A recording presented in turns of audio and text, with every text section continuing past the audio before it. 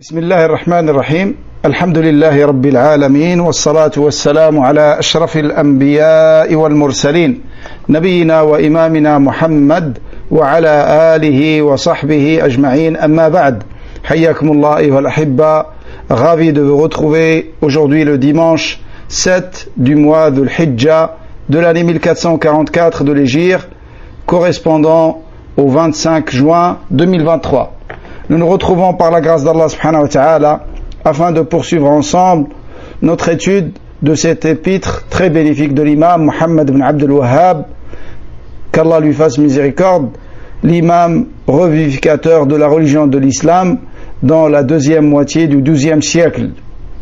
Donc aujourd'hui, nous allons parler d'un chapitre que l'imam a intitulé Babu wujub ad-dukhul fil islam kullihi wa tarki ma siwah. L'obligation d'entrer dans la religion de l'islam dans sa globalité et de délaisser tout ce qui est en dehors de l'islam. وقول الله تعالى يا أيها الذين آمنوا ادخلوا في السلم كافة. Donc Allah subhanahu wa ta'ala nous dit dans le sens approximatif: ô vous qui avez cru, entrez tous en islam. Entrez tous en islam. Et la parole d'Allah subhanahu wa ta'ala, où on va prendre verset par verset inshallah ta'ala. Donc Allah subhanahu wa ta'ala nous dit dans ce verset: Ya ayyuhalladhina amanu udkhulu fi salmi ou fi silmi kaffa. Udkhulu fi silmi kaffa. Avant que j'oublie, si jamais il y a quelqu'un qui entre en contact avec une sœur, qu'elle ne le fasse savoir à partir d'aujourd'hui, comme ça on arrêtera de diffuser sur Telegram. Certes, il y a une facilité dans cette application, mais notre but, c'est d'être une cause de bien pour nos frères et sœurs en Allah, et non pas une cause de mal. Donc si c'est pas respecté, dès qu'il y a quelque chose, on arrêtera de diffuser sur cette application et on se limitera à Mixlr. Donc Allah subhanahu wa ta'ala nous dit: Ya ayyuhalladhina amanu udkhulu fi silmi kaffa. Ce qui est voulu par silm, c'est l'islam. C'est pour ça, dans la traduction, entrez tous en islam. C'est-à-dire, entrez tous en islam. Et entrez aussi, il y a un autre sens, entrez dans l'islam en entier. Entrez dans l'islam en entier. Ne délaissez rien de l'islam. Et ne choisissez pas de l'islam ce qui vous convient. Et rejetez ce qui ne vous convient pas. Il faut entrer dans l'islam dans sa globalité, dans sa totalité. Et bien évidemment, la législation de l'islam nous ordonne de nous éloigner de la mécréance et des innovations et des hérésies, et également les péchés d'une manière générale. L'imam Ben Sa'di rahimahullah dans son tafsir a dit: entrez en islam tous, udkhulu fi silmi kaffa. Il a dit: entrez dans toutes les législations de la religion et ne délaissez rien de ces législations, et ne soyez pas comme ceux qui suivent leur passion. Si une législation leur convient, ils l'acceptent, et si elle ne convient pas à leur passion, ils la rejettent. Mais l'obligation pour le croyant, c'est de ne pas suivre sa passion et de suivre la législation, la législation. Et même les choses qu'il ne peut pas faire à cause d'une incapacité ou d'une impuissance, il met l'intention de vouloir la faire. Comme ça, il sera rétribué. Ensuite, Allah subhanahu wa ta'ala dit Alam tara ila alladhina yaz'umuna annahum amanu bima unzila ilayka wa ma unzila min qablik yuriduna an yatahakamu ila at-taghut wa qad umiru an yakfuru bih وقد أمروا أن يكفروا به ويريد الشيطان أن يضلهم ضلالا بعيدا. Dans le sens approximatif, n'as-tu pas vu ceux qui prétendent avoir cru à ce qui t'a été révélé et à ce qui a été révélé avant toi? N'as-tu pas vu ceux qui prétendent avoir cru à ce qui a été révélé avant toi et à ce qui t'a été révélé? Alam tara ila alladhina yaz'umuna annahum amanu bima unzila ilayka wa ma unzila min qablik. Ceux qui prétendent avoir cru en ce qui a été révélé et ce qui a été révélé avant toi. Ceux qui prétendent croire en toute la révélation d'Allah subhanahu wa ta'ala. Pourtant, Allah subhanahu wa ta'ala nous a dit dans le sens, ils veulent se référer au jugement du Tarout, alors que l'ordre leur a été donné de mécroire en elle, c'est-à-dire en Tarout. Et Shaitan veut les conduire vers un égarement lointain. Vers un égarement lointain. Allah subhanahu wa ta'ala, comme a dit Cheikh Sa'di rahimahullah dans le tafsir, Allah subhanahu wa ta'ala nous montre l'étonnement de l'état des hypocrites qui prétendent croire en tout ce que le prophète nous a ramené,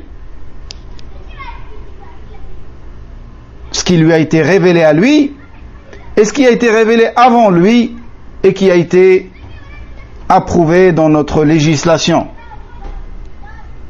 Avec cette prétention, tu les trouves, ils veulent se référer au jugement de Tarout. Et le jugement de Tarout, c'est tout jugement qui s'oppose au jugement d'Allah subhanahu wa ta'ala. Tout jugement qui s'oppose au jugement d'Allah subhanahu wa ta'ala. C'est un jugement de Tarout. C'est pas tout jugement qui n'est pas dans la loi d'Allah, c'est une loi de Tarout. Lakin, toute loi qui s'oppose à la loi d'Allah, c'est une loi de Tarout. Par exemple, les lois qui régissent le code de la route, tout ça, c'est pas des lois de Tarout. C'est des lois humaines, mais qui ne s'opposent pas aux lois d'Allah subhanahu wa ta'ala. Par contre, Allah dit que le riba c'est haram et un tel il dit le riba halal, ça c'est un jugement qui s'oppose au jugement d'Allah subhanahu wa ta'ala. Et comme je l'ai répété plusieurs fois, c'est toujours intéressant de le répéter, c'est pas toute personne qui fait le riba, elle devient mécréante. Faire le riba, c'est un grand péché et ça ne fait pas sortir de l'islam. Ça c'est la règle de base. Lakin, si quelqu'un il fait le riba en disant que le riba c'est halal et il dit je sais qu'Allah a interdit le riba, mais pour moi le riba est halal car il y a beaucoup d'intérêts, beaucoup de profits et d'avantages pour les gens qui est du riba dans leurs transactions. Ça c'est une mécréance, c'est une grande mécréance, comme bien même il ne fait pas le riba. Il suffit d'avoir cette croyance qui regroupe les points suivants. Il sait que la loi d'Allah, l'interdiction de riba. Il dit pour moi, le riba est autorisé. Malgré qu'Allah l'a interdit, pour moi, elle est autorisée. Ça, c'est une grande mécréance, rien qu'avec la croyance, même s'il ne fait pas le riba. Lakin, celui qui fait le riba, en sachant que c'est un interdit, ou en ayant une shubha, un tel savant de l'égarement lui a fait une fatwa comme quoi c'est autorisé, il est dans le cadre de la nécessité qui rend les interdits autorisés, ça c'est pas une mécréance, ça reste un péché. Ça reste un péché, un grand péché. ألم تر إلى الذين يزعمون أنهم آمنوا بما أنزل إليك وما أنزل من قبلك. Donc, ils prétendent avoir cru en ce qui t'a été révélé et ce qui a été révélé avant toi. Et ils veulent pourtant se référer et se juger aux lois de Tarout. Et la loi de Tarout, c'est toute loi qui s'oppose à la loi d'Allah subhanahu wa ta'ala. وَقَدْ أُمِرُوا أَن يَكْفُرُوا بِهِ. Alors qu'on leur a ordonné de mécroire au Tarout.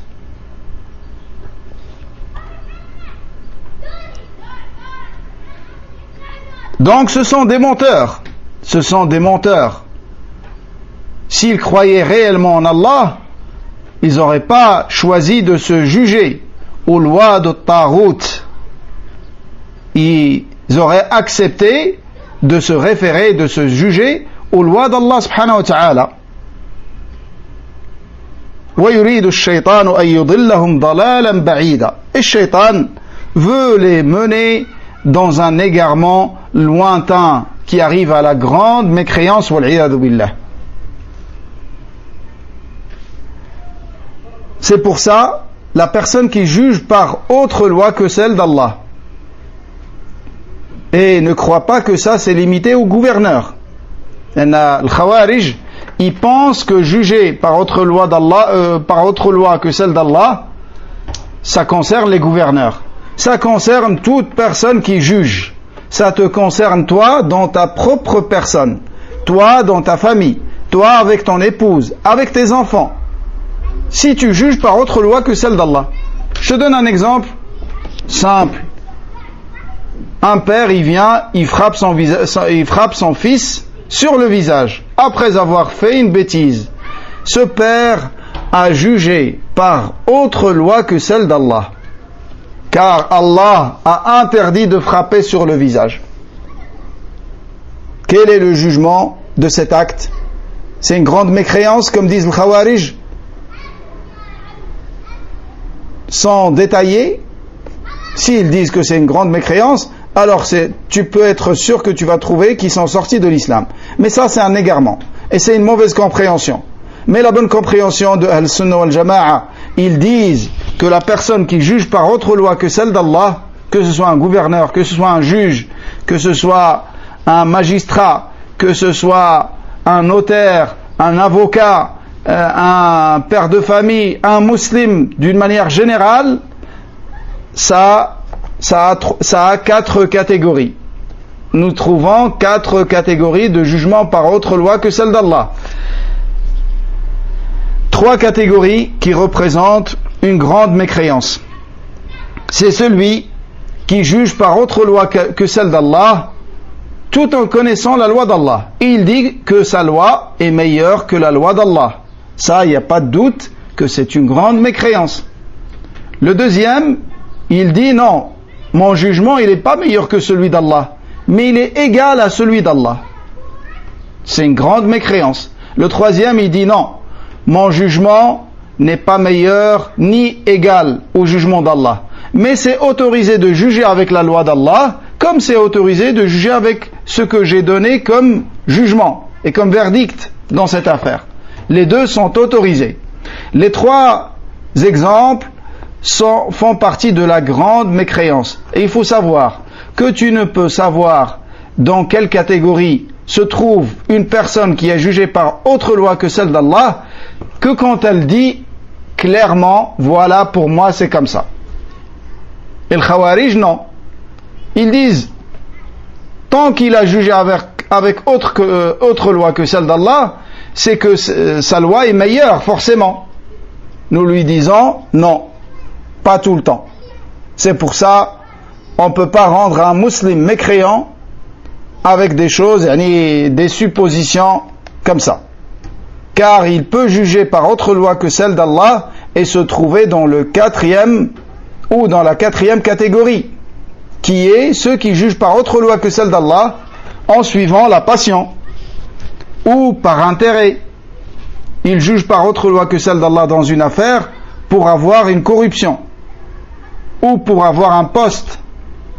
Ils lui disent, si tu nous donnes raison dans cette affaire, on va t'accorder un poste meilleur, où il est avocat, où il est juge, et s'il ne juge pas par autre loi que celle d'Allah, ils vont le virer de son poste. Donc, par intérêt mondain. Il le fait en suivant la passion ou par intérêt mondain. Celui-là, il ne mécroit pas, mais il est tombé dans un des plus graves péchés de l'islam, qui n'arrive pas jusqu'à la mécréance. Lakin, c'est parmi les plus graves péchés dans l'islam, car il a jugé par autre loi que celle d'Allah. Et Allah subhanahu wa ta'ala a appelé ça mécréance. Mais comme vous avez pu le constater, il y a des choses qui rentrent dans la grande mécréance et des choses qui rentrent dans la petite mécréance. Et la règle de base, dans tous ceux qui jugent par autre loi que celle d'Allah, c'est qu'ils sont tombés dans des grands péchés, dans la petite mécréance, jusqu'à preuve du contraire, qu'ils sont tombés dans la grande mécréance. Et ça, comme vous l'avez bien compris, Inch'Allah ta'ala, ça nécessite qu'ils le disent explicitement.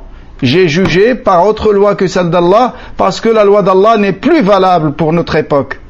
Elle est démodée, elle est dépassée, elle a vieilli. On est au 21e siècle. On ne va pas juger avec le Coran et la Sunna, c'est plus valable. Donc, s'il dit comme ça, ça c'est de la grande mécréance. Et dans tous les cas, celui qui donne le jugement de la mécréance d'une personne, ce sont les hommes de science, les savants, habilités à donner des verdicts aussi, dont les conséquences sont aussi graves que celui-là. Il faut revenir aux hommes de science. Même dans les cas qu'on a vus, il faut revenir aux savants pour qu'ils nous montrent. Il peut y avoir des choses qui empêchent de donner le statut de mécréance. Il peut y avoir des ambiguïtés, il peut y avoir une ignorance, il peut y avoir. Allah, il ne va pas te faire entrer en enfer parce que tu n'as pas rendu quelqu'un mécréant tant que tu n'as pas des preuves évidentes de la part d'Allah subhanahu wa ta'ala et que les savants n'ont pas jugé et n'ont pas donné leur verdict. Nous, on est derrière nos savants et on ne se lance pas dans ces domaine extrêmement dangereux, car celui qui dit à son frère ya kafir, il le traite de mécréance, il le taxe de mécréance, ou bien il est comme il a dit, sinon ça se retourne contre lui, comme le Nabi alayhi salatu wassalam a dit man qala li akhihi ya kafir fa in kana kama qala wa illa harat alayhi nas'alullah as-salama wal afiya. طيب.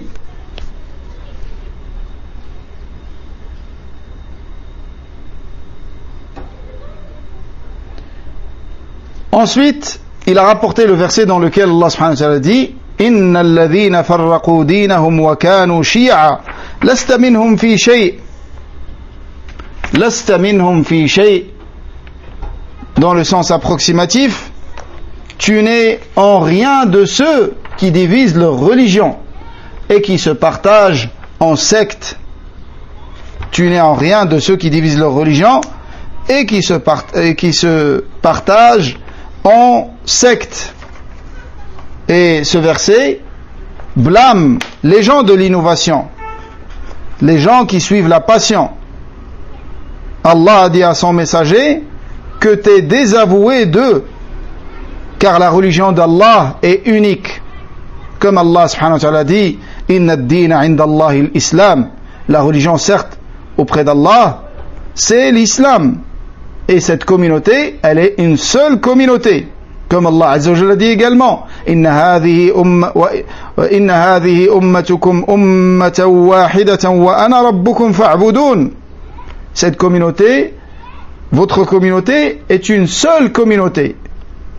Et je suis votre Seigneur, adorez-moi.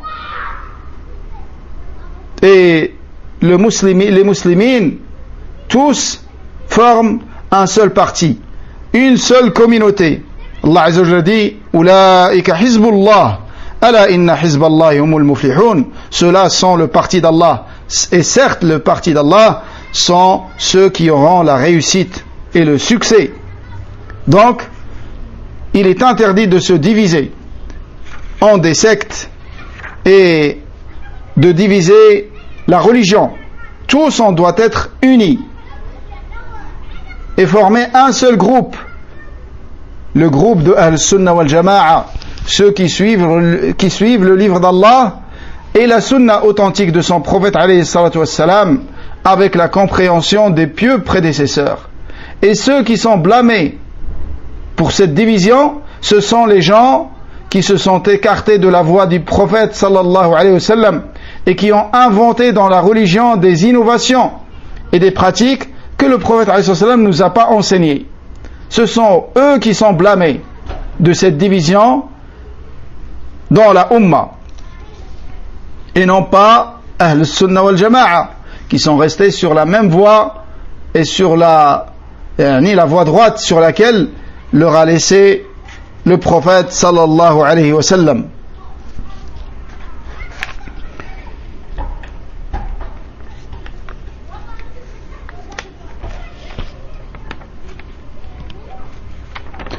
Ensuite, il a rapporté selon Abdullah ibn Abbas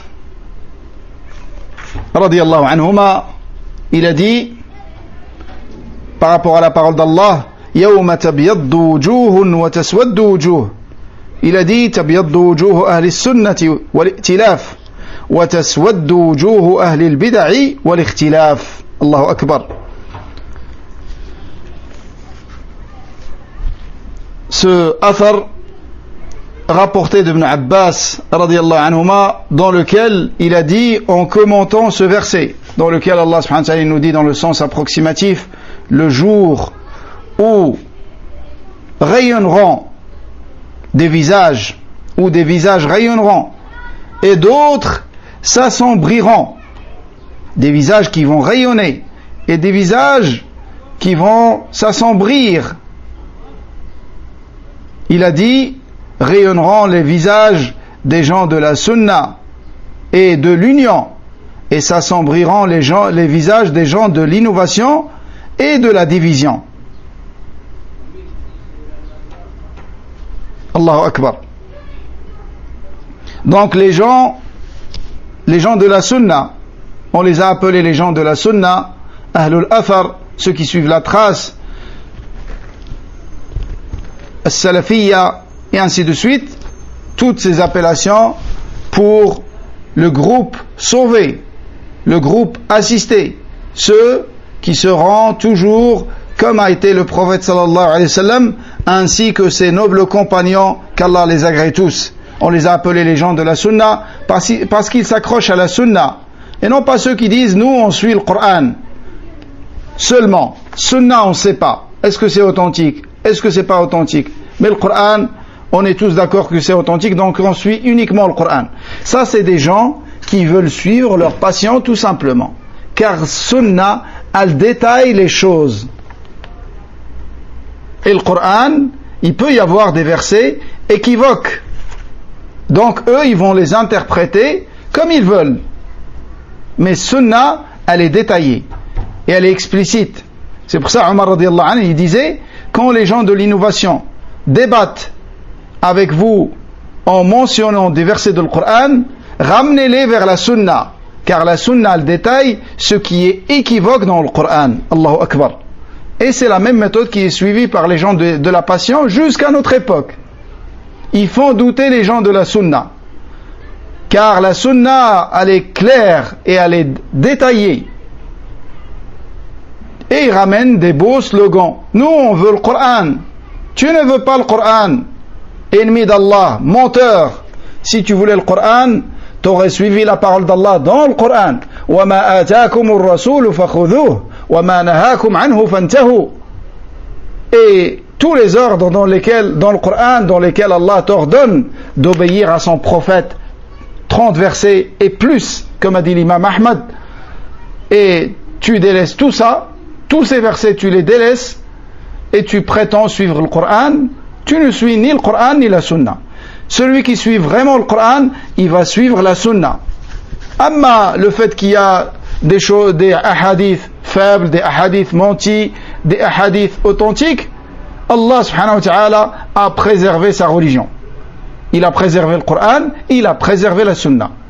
À chaque époque, Allah subhanahu wa ta'ala a fait sortir des hommes de science qui défendent la Sunna de son prophète alayhi salatu wassalam, et qui montrent ce qui est authentique de ce qui ne l'est pas. Et nous avons des livres qui sont authentiques dans leur globalité, comme le livre de l'imam al-Bukhari et le livre de l'imam Muslim. Ça, c'est des livres qui sont authentiques dans leur globalité pour les gens, pour les muslimines. Pour les muslimines, ils sont authentiques dans leur globalité. Et dans les autres livres de la Sunna, les savants ont fait les efforts pour distinguer ce qui est authentique de ce qui est faible. Et le pourcentage de ce qui est faible est minime dans les 4 livres de la Sunna, après les 2 authentiques. Et c'est rare de trouver un hadith menti. Donc, alhamdulillah, Allah subhanahu wa ta'ala nous a préservé sa religion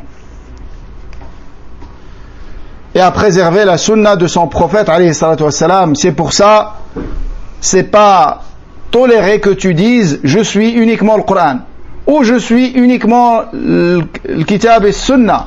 Tu dois obligatoirement suivre le kitab et sunna avec la compréhension du prophète alayhi salatu wassalam et la compréhension de ses compagnons radiyallahu anhum. Donc rayonnera le jour où rayonnera les visages des gens de la sunna et les gens de l'union, car ils se sont attachés au groupe des muslimines, ils se sont unis entre eux, sur la vérité, sur le livre d'Allah et la sunna authentique de son prophète alayhi salatu wassalam. Et le jour où s'assombrira les visages des gens de l'innovation, ceux qui ont innové dans la religion d'Allah, ceux qui n'ont pas légiféré et ce que son prophète n'a pas enseigné. Ahlul bid'ati wal ikhtilaf. Et ça, c'est quelque chose de visible. Tu trouves les innovateurs, même s'ils suivent une seule secte, des soufis, mais après chaque méthode de soufia, elle a ses particularités, elle a son cheikh, elle a ses adhkar, ils sont divisés entre eux. Alors que si tu prenais un homme parmi Ahl-Sunnah, il vient de Chine, il vient du Pakistan, il vient d'Inde, il vient des États-Unis, il vient d'Europe, il vient du Maghreb, il vient d'Arabie Saoudite, de la péninsule arabique, tu trouves qu'ils sont sur la même voie. Sur la même voie, car la source est la même. Amma les sources des gens de l'innovation, chaque cheikh il a sa source, il a sa propre compréhension, nous nous attachons à la compréhension de Salaf as-Salih, qu'Allah les agrée tous.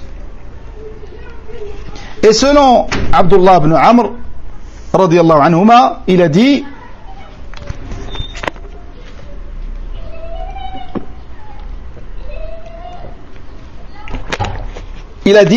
que le messager d'Allah alayhi salatu wassalam a dit la ya'tiyanna ala ummati ma ata ala bani Israël hadwa an-na'l bin-na'l hatta in kana minhum man ata ummahu alaniyatan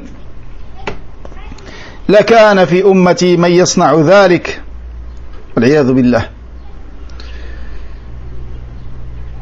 Wa inna bani Israël tafarraqat ala 72 millah وتفترق أمتي على 73 ملة كلهم في النار إلا ملة واحدة قالوا من هي يا رسول الله قال ما أنا عليه وأصحابي الله أكبر. Donc dans ce hadith,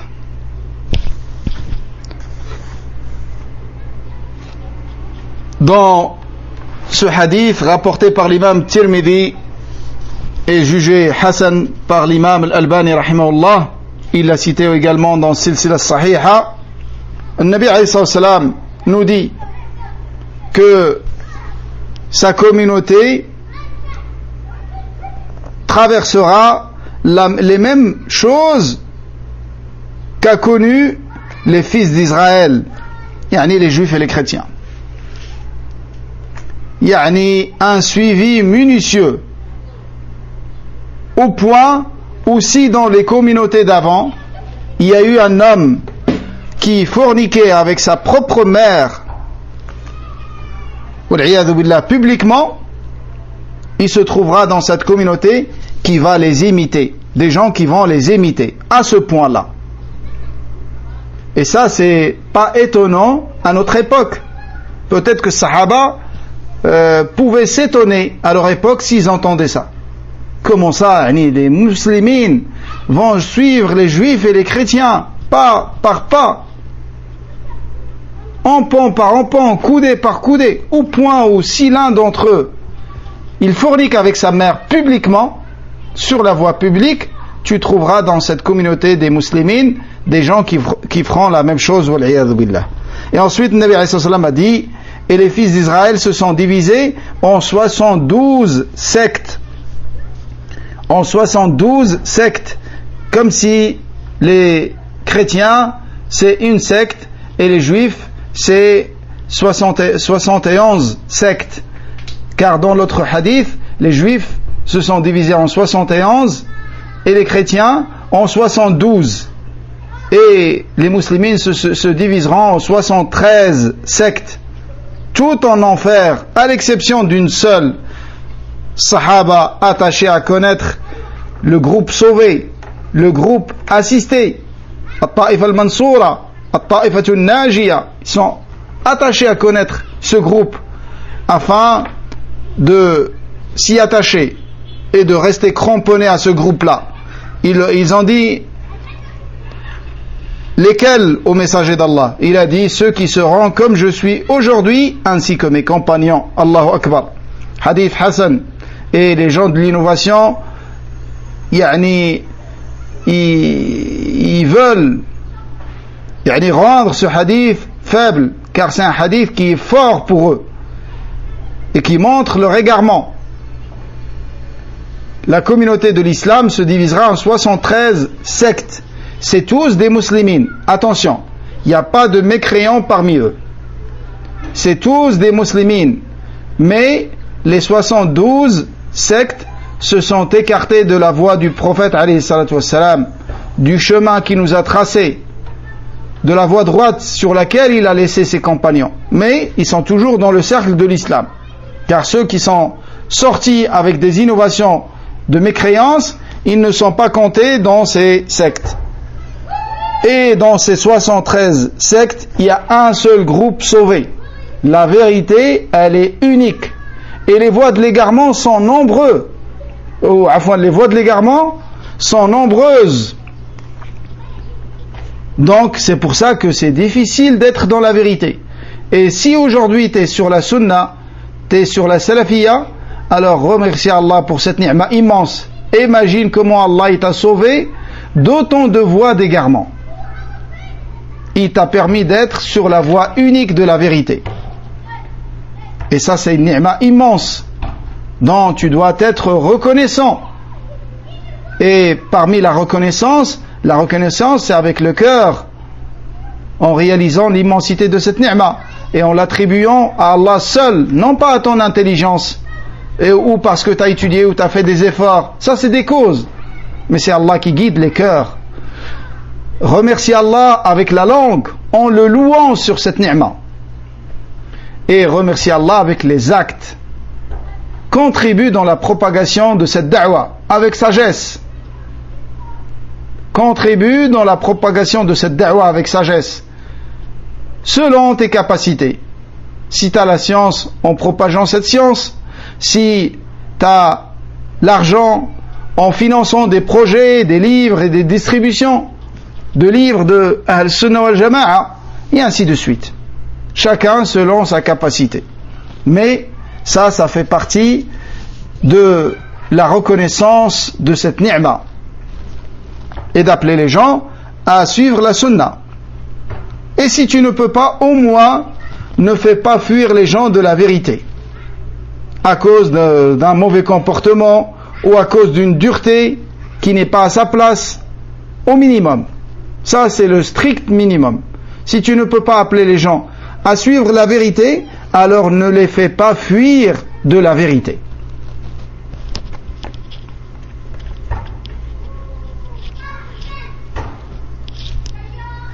Et ce qui est voulu par ce hadith, c'est que toutes les innovations et tous les égarements qui ont eu lieu dans les communautés d'avant, ils vont être pratiqués dans cette communauté. Et ça montre la perfection de la législation de Muhammad sallallahu alayhi wa sallam, car elle pourra faire face à tous les égarements et à toutes les innovations qui ont eu lieu jusqu'à l'envoi de Muhammad sallallahu alayhi wa sallam et après l'envoi de Muhammad sallallahu alayhi wa sallam, jusqu'à la fin des temps. Cette législation de l'islam qui a été révélée à Muhammad sallallahu alayhi wa sallam, elle pourra faire face à tous ces égarements et à toutes ces innovations jusqu'à la fin des temps. Et ça montre un mérite de la religion de l'islam avec laquelle a été envoyé notre prophète sallallahu alayhi wa sallam. Et ensuite l'imam Muhammad ibn Abdul Wahhab rahimahullah dit: وليتأمل المؤمن الذي يرجو لقاء الله كلام الصادق المصدوق في هذا المقام. Que le croyant qui espère la rencontre d'Allah subhanahu wa ta'ala et qui croit en la vie après la mort et en la résurrection, qu'il médite ces paroles du véridique, le prophète sallallahu alayhi wa sallam, surtout quand il a dit ma ana alayhi wa ashabi, sur quoi je suis, je serai, sur quoi je suis, ainsi que mes compagnons. Quelle exhortation forte et touchante si il y avait dans nos cœurs une vie. S'il y avait une vie dans nos cœurs, c'est une exhortation extrêmement forte et extrêmement touchante. Yani comment le croyant, il s'écarte de la compréhension de Sahaba. Et j'ai entendu un grand égaré qui s'appelle Mohamed Al-Faïd qui essayait de minimiser l'importance de Sahaba. Regardez comment les gens de l'innovation, quand ils veulent démolir l'islam, ils ne viennent pas en disant le Coran c'est falsifié, le Coran c'est un mensonge. Non, ils montrent la vénération du Coran. Et il dit par contre Sahaba non, c'est des hommes comme nous. Il a dit des choses, wallah, j'oserais pas les répéter au sujet des compagnons radiyallahu anhu. Et cet homme, il a énormément de suiveurs pour montrer et pour voir l'état de notre communauté. Vous imaginez quelqu'un, il insulte les compagnons, il les critique, il les dénigre, et tu l'écoutes encore. Yani ça démontre la bassesse dans laquelle on se trouve aujourd'hui.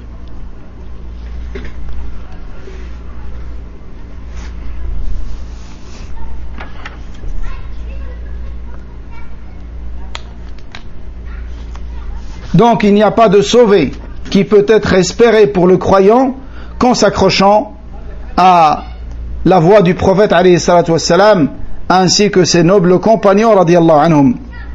Et c'est une seule sunna, ce ne sont pas deux sunnas, la sunna du prophète sallallahu alayhi wa sallam et la sunna des compagnons, c'est une seule sunna, mais le Nabi alayhi salatu wassalam les a cités pour montrer l'importance de leur compréhension de l'islam et qui ne sont pas comme ceux qui viendront après. Car eux, Allah fait leurs éloges.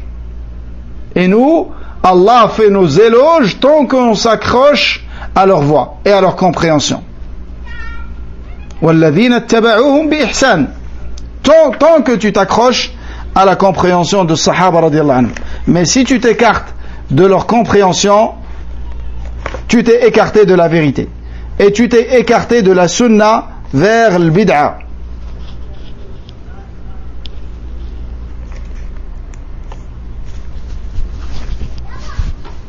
Et dans une autre version de ce hadith, une autre narration dans laquelle le prophète a dit وَإِنَّهُ سَيَخْرُجُ مِنْ أُمَّتِي أَقْوَامٌ تَجَارَى بِهِمْ تِلْكَ الْأَهْوَاءِ كَمَا يَتَجَارَى الْكَلَبُ بِصَاحِبِهِ لَا يَبْقَى مِنْهُ عِرْقٌ وَلَا مِفْصَلٌ إِلَّا دَخَلَهُ وَتَقَدَّمَ قَوْلُهُ وَمُبْتَغٍ فِي الْإِسْلَامِ سُنَّةَ الْجَاهِلِيَّةِ.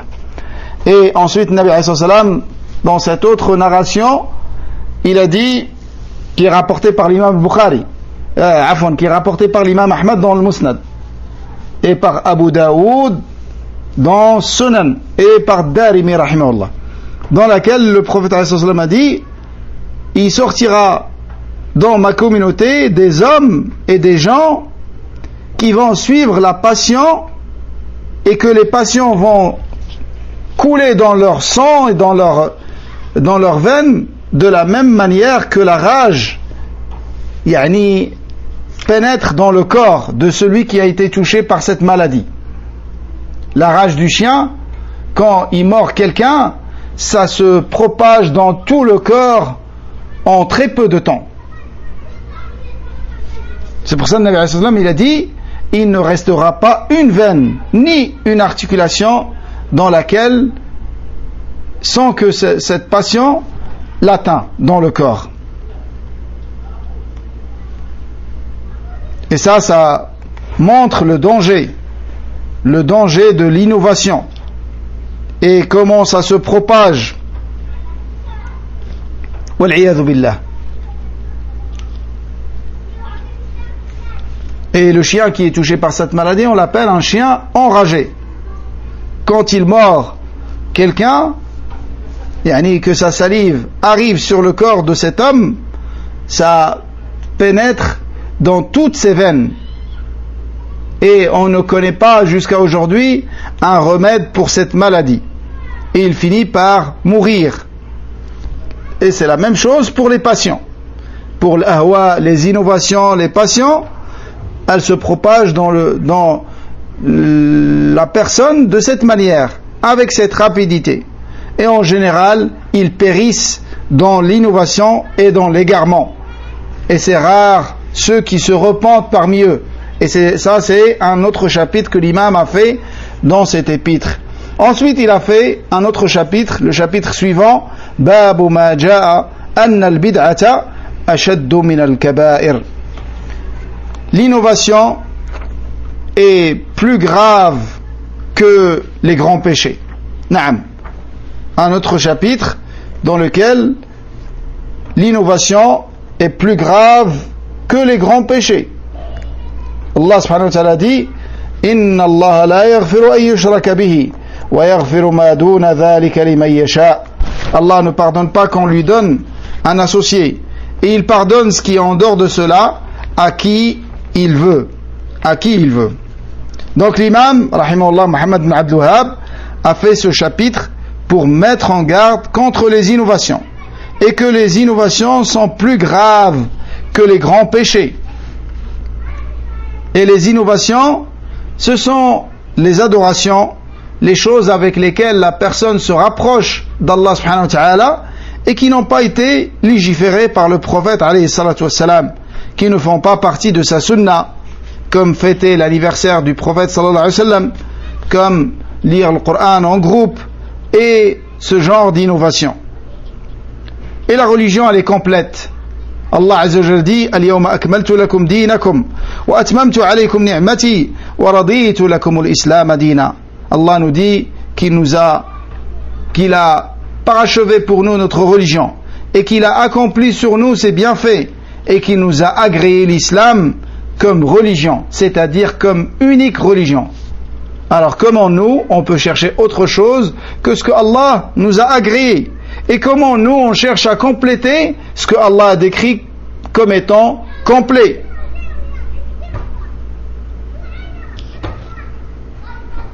Aïcha radiyallahu anha dit que le prophète sallallahu alayhi wa sallam a dit, Man ahdatha fi amrina hadha ma laysa minhu fahuwa rad. Celui qui invente dans notre religion ce qui n'en fait pas partie, ça sera rejeté. Et celui qui fait une œuvre dont on n'a pas donné l'ordre, ça sera rejeté également.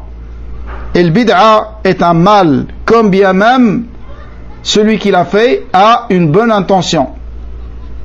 Ça ne légitime pas l'innovation, le fait d'avoir une bonne intention. Là, si il a une bonne intention, il est excusé par l'ignorance, il a été induit en égarement par quelqu'un qu'il a cru être un savant, alors que c'est un savant de l'égarement, il peut être excusé auprès d'Allah, mais jamais il n'aura une récompense sur une innovation.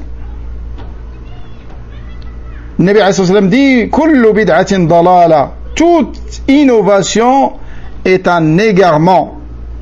Il n'y a pas d'innovation dans la religion qui est une bonne innovation. Toutes les innovations sont des égarements, sans exception, dans la religion. Là, qui dans le dunya, fais ce que tu veux, jusqu'à ce que tu aies des preuves comme quoi c'est interdit. Dans la religion, il t'est interdit de pratiquer une adoration jusqu'à ce que tu saches que ça a été légiféré par le prophète sallallahu alayhi wa sallam, car c'est lui qui nous enseigne ce que Allah aime et comment Allah veut être adoré. On adore Allah comme il aime être adoré et non pas comme nous on aime l'adorer. Si tu viens à ta mère et à Allah appartient l'attribut parfait et il n'y a pas d'analogie entre Allah et ses créatures. Là, c'est un exemple pour rapprocher le sens. Imagine, tu viens à ta mère que tu aimes énormément et tu lui dis, ma mère, je veux te faire plaisir et je veux te rendre heureuse. Taïb, ya waladi, tfaddal, ish. Qu'est-ce que tu vas faire? Tu lui feras une chose que toi t'aimes et que elle déteste. Est-ce qu'elle va considérer ça comme une bonne chose de ta part ou une mauvaise? Bien évidemment, c'est une mauvaise. Tu lui fais quelque chose qu'elle déteste, sous prétexte que toi t'aimes bien et tu vois que c'est un bien. Non. Lakin, si tu veux lui faire plaisir et la rendre heureuse, tu vas lui faire des choses que elle aime.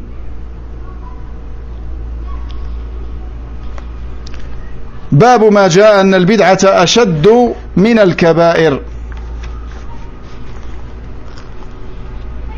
Et à chaque fois qu'une innovation est inventée, forcément, ça fait disparaître une sunna. Ça fait disparaître une sunna.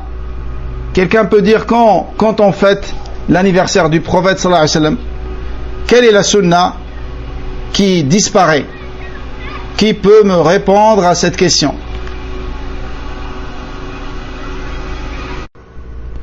Donc, quand tu fêtes l'anniversaire du prophète alayhi salatu wassalam, tu fais disparaître une sunna qui est la sunna de ne pas fêter l'anniversaire du prophète sallallahu alayhi wa sallam. Car dans la sunna, nous avons deux catégories, et ça c'est une faïda précieuse. Si vous n'avez pas répondu, c'est peut-être que vous n'avez jamais entendu ça. C'est une faïda précieuse quand tu étudies usul al-fiqh. Tu apprends qu'il y a une sunna fi'liya et il y a une sunna tarkiya. Une sunna où tu fais et une sunna où tu ne fais pas. Donc, ce que le Nabi sallallahu alayhi wa sallam t'a ordonné de faire, le faire c'est une sunna. Et ce qu'il n'a pas fait, ne pas le faire, c'est une sunna. Donc, le Nabi sallallahu alayhi wa sallam n'a pas fêté l'anniversaire, ça c'est une sunna tarkiya. Tu dois ne pas la fêter, l'anniversaire. Et si tu la fêtes, tu as délaissé une sunna. Pour ça, ça l'avons dit, à chaque fois qu'il y a une innovation qui est inventée, alors une sunna sera tuée et disparaîtra.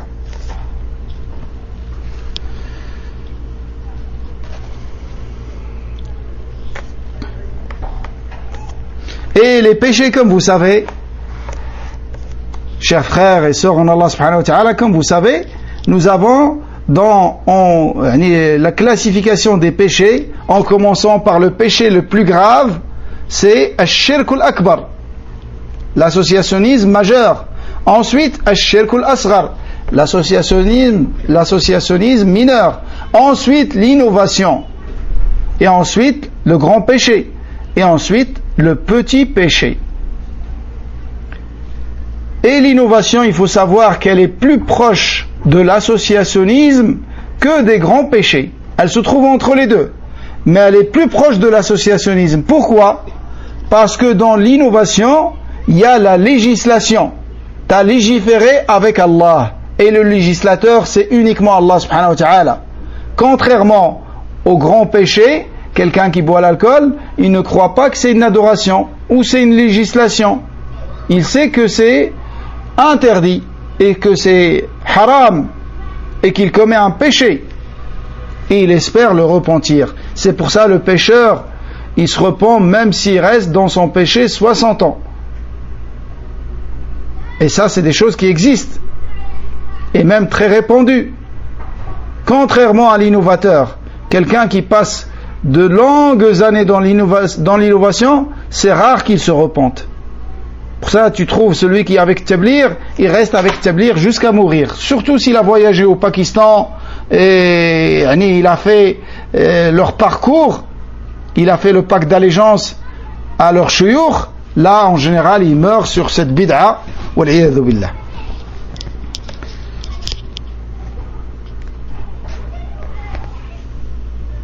Allah Azza wa Jalla dit également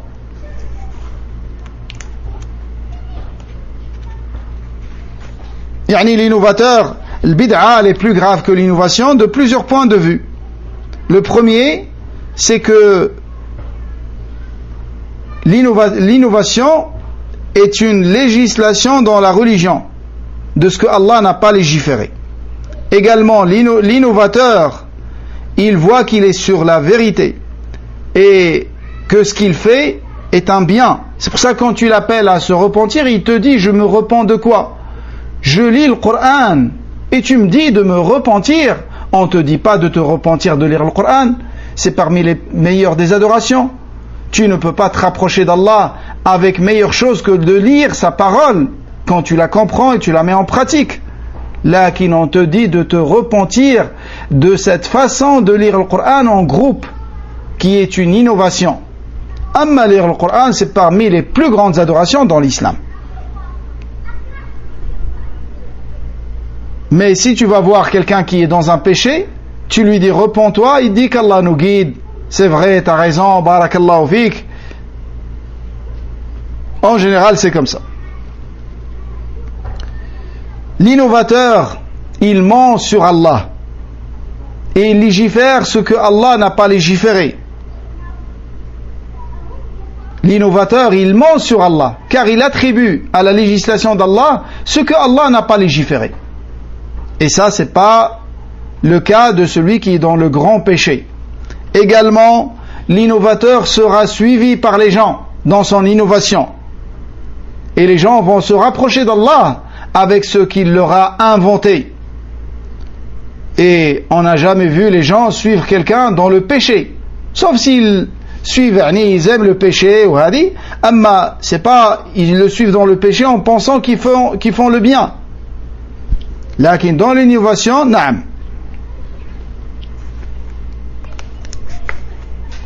Et l'innovation, il faut savoir qu'il y a des innovations qui arrivent au degré de la grande mécréance, comme ceux qui sacrifient pour le djinn, qui sacrifient pour autre qu'Allah, ou ceux qui font des innovations qui font sortir de l'islam, ceux qui prétendent connaître l'invisible. Tout ça, c'est des innovations qui font sortir de l'islam. Il y a des innovations qui ne font pas sortir de l'islam, mais qui sont des péchés. Une petite mécréance, et pas la grande. Ensuite, l'imam a cité ce verset dans lequel Allah subhanahu wa ta'ala dit فَمَنْ أَظْلَمُ مِمَّنْ افْتَرَى عَلَى اللَّهِ كَذِبًا لِيُضِلَّ النَّاسَ بِغَيْرِ عِلْمٍ, et qui est plus égaré que celui qui ment d'Allah afin d'égarer les gens sans science.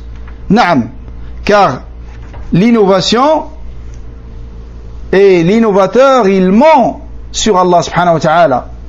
Il attribue à sa législation ce qu'il n'a pas légiféré.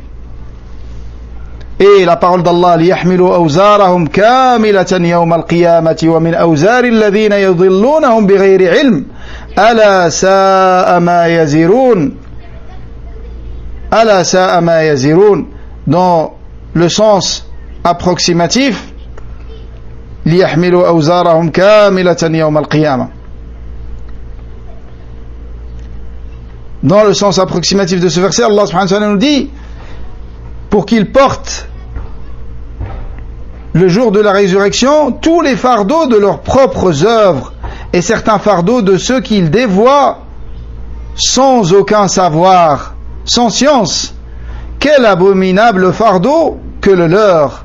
Ala sa'a ma yazirun. Nas'alullah as-salam wal-afiyah. Ça, c'est valable pour les innovations. L'innovateur est suivi dans son innovation. Et regardez certaines innovations qui sont suivies par des milliers, si ce n'est pas des millions. Il prendra leur péché à tous. Et eux aussi, ils auront le péché.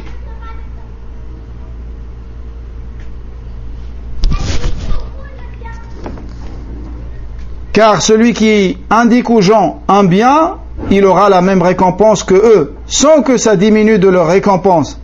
De même que celui qui indique aux gens un égarement, une innovation, un mal, et qui leur ouvre la porte de ce mal, il aura le même péché que ces gens-là, sans que ça diminue leur péché. Comme ceux qui ont ouvert la porte pour les gens de dénigrer les savants et de critiquer les savants parmi Ahl-Sunnah wal-Jama'a, nos grands savants. Aujourd'hui, on entend des ignorants qui disent « Cheikh, il est comme ça, Cheikh, il est comme ça ». Wal-'iyadhu billah. Et dans l'authentique de l'imam al-Bukhari, le Nabi alayhi sallam a dit au sujet de l'Khawarij, Aynama laqitumuhum faqtuluhum. Aynama laqitumuhum faqtuluhum. Il a dit au sujet de l'Khawarij, et l'Khawarij, c'est ceux qui s'insurgent contre les gouverneurs muslimines et qui n'écoutent pas et qui n'obéissent pas aux gouverneurs muslimines dans l'obéissance à Allah subhanahu wa ta'ala. Et ils s'insurgent contre eux avec les armes ou avec les paroles et les discours. Il ne faut pas croire que ceux qui s'insurgent contre le gouverneur, c'est uniquement avec les armes. Aussi avec les écrits, avec les prêches, avec les discours qu'ils font.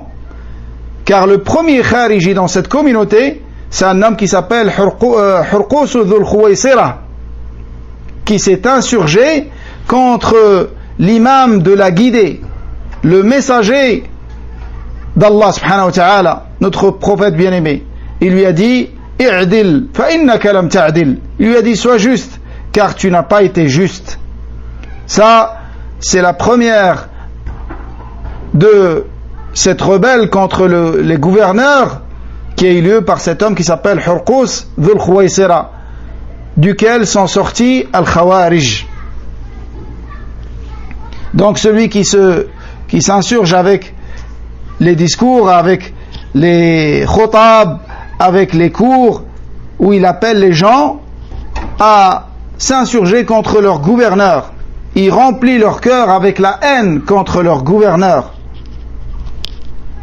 Donc le Nabi alayhi salam, il a dit au sujet de ces Khawarij, de ces innovateurs, c'est des innovateurs. Il a dit Aynama laqitumuhum faqtuluhum. Et il a dit aussi dans un autre hadith que le prophète alayhi salam naha an qatli umara il-jawri ma sallaw. Donc le Nabi alayhi salam, il a dit au sujet de l'Khawarij, regardez cette compréhension de ce grand imam. Regardez comment il va citer deux hadiths à partir desquels nous allons tirer une faïda précieuse, une faïda dont le profit est immense pour le croyant. Au sujet de l'Khawarij, les innovateurs, le Nabi alayhi salam a dit partout où vous les trouvez, tuez-les. Ça c'est un ordre au gouverneur après leur avoir fait da'wa, et ils s'entêtent dans leur innovation, dans leur égarement. Il est légiféré pour lui de les tuer afin de préserver les musulmans de leur mal. Par contre, au sujet des gouverneurs injustes, les gouverneurs oppresseurs, qu'est-ce qu'il a dit? Il a interdit de tuer les gouverneurs injustes tant qu'ils font la salat. Allahu Akbar. Tant qu'ils font la salat, tant qu'ils sont dans le cercle de l'islam, quand bien même c'est des oppresseurs, c'est des injustes, ils prennent les biens des gens, ils leur font du mal, tu dois rester dans l'écoute et l'obéissance, car le mal que tu subis dans ta propre personne est beaucoup moindre que d'être la cause d'un mal pour toute la Ummah. Et si tu patientes, tu auras ta récompense auprès d'Allah subhanahu wa ta'ala. Donc, le Nabi alayhi salam, il a parlé des gouverneurs injustes, des gouverneurs oppresseurs. La seule condition, c'est qu'ils soient dans le cercle de l'islam. Si c'est des mécréants, na'am, il est autorisé de les renverser. Même c'est une obligation de les renverser quand on a la capacité. Mais si on n'a pas la capacité, rien n'est obligatoire dans l'islam que quand on a la capacité. Que quand on a la capacité.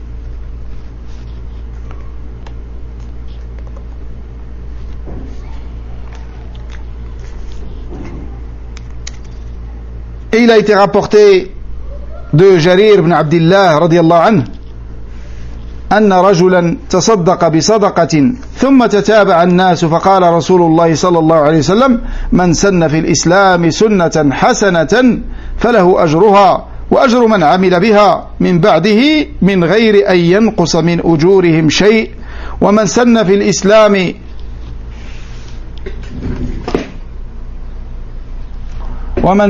الإسلام سنة سيئة كان عليه وزرها ووزر من عمل بها من غير أن ينقص من أوزارهم شيء رواه مسلم وله مثله من حديث أبي هريرة رضي الله عنه ولفظه من دعا إلى هدى ثم قال من دعا إلى ضلال. Donc ensuite il a rapporté ce hadith selon Jarir ibn Abdillah al-Bajali radiyallahu anhu, qu'Allah l'agrée. Nabi alayhi salam a dit Man sanna fil islami sunnatan hasana, celui qui instaure dans la religion de l'islam une bonne sunna, une bonne coutume, une bonne tradition, il aura sa récompense ainsi que la récompense de ceux qui le suivront dans cette coutume ou dans cette pratique, sans que ça diminue en rien leur récompense. Et celui qui instaure dans l'islam une mauvaise pratique, il aura son péché et le péché qui le suivront dans cette mauvaise pratique sans que ça diminue en rien leur péché. C'est-à-dire, ceux qui feront cette mauvaise pratique, ils auront les péchés complets. Et ceux qui l'ont mis en place, qui l'ont inventé, eux, ils vont avoir les mêmes péchés que eux, sans diminuer les péchés de ceux qui les ont suivis. Ça, c'est dans le bien, et c'est valable également dans le mal. C'est valable dans le bien et dans le mal. Et l'histoire de ce hadith, c'est que un jour, le Nabi alayhi salam a vu des hommes qui étaient dans une grande pauvreté, au point où l'un d'entre eux, il n'avait même pas de quoi couvrir correctement sa aura. Et ça l'a attristé de voir des musulmans dans cette pauvreté extrême. Il a appelé les gens à faire sadaqa, à faire l'aumône et à les aider. Et un homme s'est levé, il a ramené une grande aumône. Il l'a placé devant le Nabi alayhi salam. Et quand les gens l'ont vu faire cela, tous ils sont partis chez eux et chacun a ramené ce qu'il a trouvé chez lui, jusqu'à ce que beaucoup de biens et d'argent s'est regroupé devant le Nabi alayhi salam. Et il s'est réjoui de cela. Il s'est réjoui de ce que cet homme a fait en premier. Donc cet homme, il n'a pas inventé quelque chose qui n'existe pas dans l'islam. L'aumône existe dans l'islam. Le Nabi alayhi salam les a appelés à faire l'aumône. Mais cet homme a été le premier à agir et il a été suivi. Il a été un exemple et un modèle pour ceux qui sont venus après lui. C'est pour ça il a eu sa récompense et la récompense de tous ceux qui l'ont suivi. Et le Nabi alayhi salam a dit cela par rapport, dans ce contexte. Les gens de l'innovation, ils s'appuient sur ce hadith pour dire celui qui instaure une bonne pratique, une innovation. Quelque chose qui n'existait pas, mais elle est bonne. Ça, c'est une mauvaise compréhension. La bonne compréhension, on la prend du contexte du hadith. Cet homme, il n'a pas inventé une adoration. Cet homme, il a pratiqué une sunna, mais il était le premier à la faire. Et il a été suivi par la suite. Donc la compréhension, alhamdoulilah, elle est claire. Lakin, ceux qui veulent suivre les passions, ils cherchent à tordre l'écoute des textes et les orienter dans leur passion. Et dans un autre hadith, le Nabi alayhi salam a dit, celui qui appelle à une guidée, il aura sa récompense et la récompense de ceux qui l'ont suivi, et celui qui appelle à un égarement, il aura son péché et le péché de ceux qui le suivent. Et il y a en cela un mérite pour da'wa. Da'wa quand elle est faite avec science. Quand elle est faite avec science et pour Allah, sincèrement. Da'wa à la sunna, non pas à une secte ou à un sheikh ou à une bid'a, lakin da'wa à la sunna, au livre d'Allah et la sunna de son prophète alayhi salatu wassalam, et en faisant cela sincèrement, nous demandons à Allah subhanahu wa ta'ala de nous accorder la sincérité dans tout ce que nous disons et nous faisons.